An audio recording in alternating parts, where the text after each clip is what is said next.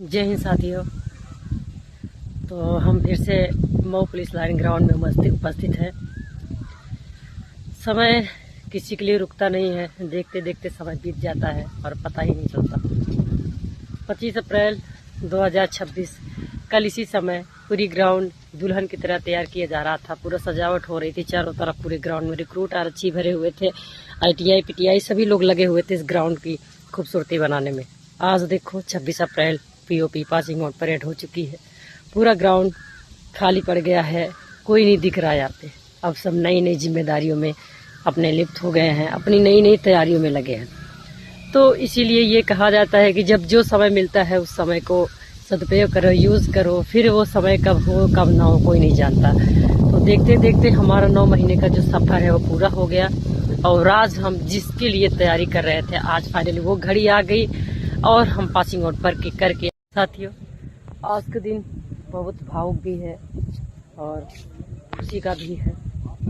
भावुक इसलिए है कि आज हम अपनी नई जिम्मेदारियों के साथ, नई चीज़ों के साथ, देखिए जो जहाँ से है सामान वगैरह पैक करके सब लोग ले करके अपनी नई नई जिम्मेदारियों में चले जाएंगे।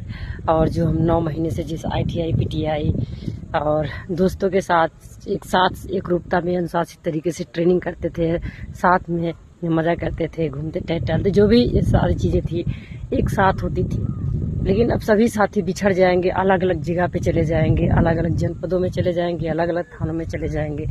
फिर शायद कब मुलाकात हो कब ना हो। खुशी इस बात का है कि हम जो 9 महीने से इतनी कठिन ट्रेनिंग कर रहे थे और आज हम आज़ाद हो गए। आज हम POP पासिंग आउट परेड करके उत्तीर्ण हो गए। हम एक रिक्रूट आरक्षी से आरक्षी बन गए हैं। तो खुशी और गम दोनों होती है। तो कैसे आपको देखना। अंत में बस यही इतना कहना चाहेंगे कि ये हमारे विभाग का रूल ही ऐसा है और सिस्टम ही है कि एक न एक दिन कहीं न कहीं से जाना ही पड़ता है। कहीं ट्रांसफ़र, कहीं पोस्टिंग हमेशा लगा रहता है।